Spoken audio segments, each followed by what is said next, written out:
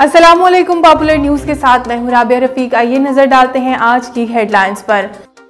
Utility stores पर वजीर आजम के रिलीफ पैकेज में फ्रॉड का इंकशाफ। जराये के मुताबिक वजीर आजम रिलीफ पैकेज के तहत रहीम यार खान के अवाम को आटे की कीमत में रिलीफ से महरूम कर दिया गया। इस फ्रॉड में यूटिलिटी स्टोर्स के कुछ अफसरान और फ्लोर मिल्स के लोग शामिल हैं।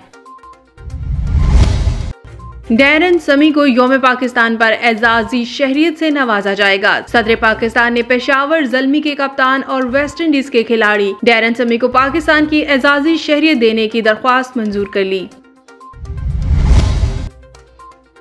वजारत मजहबी अमूर ने बैंकों को 24 फरवरी से हज दरख्वास्तों की वसूली से रोक दिया। वजारत मजहबी अमूर ने हज दरख्वास्तों की वसूली से रोकने का सर्कुलर जारी कर दिया, जिसमें कहा गया है तमाम मुतलका बैंक वजारत की जानिब से मजीद हदायत का इंतजार करें। सर्कुलर में बताया गया है कि 24 फरवरी से 4 मार्च तक कोई दरख्वास्त या रकम वसूल नहीं की जाएगी।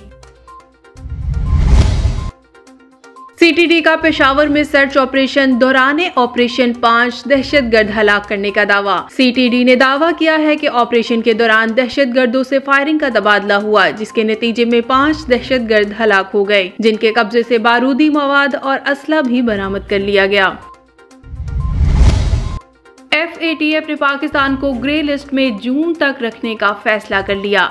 वजारत खजाना की जानिब से जारी होने वाले बयान के मुताबिक पेरिस में होने वाले FATF के इजलास में पाकिस्तान और फाइनेंशियल एक्शन टास्क फोर्स के तहत मुज़ाकरात हुए, जो 16 फरवरी से 21 फरवरी तक जारी रहे। पाकिस्तानी वफ़द की क़यादत वफाकी वजीर इक्तिसादी अमूर हमाद अजहर ने की। SSP जैकबाबाद बशीर अहमद बरोही की सरबराही में डाकुओं के खिलाफ ऑपरेशन। बदनामे ज़माना डाकू अली खान और मीर गुल समेत रूपोश और इश्तहारी डाकुओं और जराइम पेशा अनासिर की गिरफ्तारी के लिए पुलिस का ऑपरेशन और कई चौकियां कायम कर दी गई। ऑपरेशन में जदीद असलहा, पुलिस मोबाइल समेत बुलेट प्रूफ गाड़ियां भी शामिल। कनकोट लोही पुल के मुकाम पर 2 ग्रुपों में तसादुम के नतीजे में फायर लगने से एक शख्स जाँ बहक, जबकि मुल्जिमान फरार होने में कामयाब। तसादुम की वजह जमीनी तनाज़ा बताई जा रही है।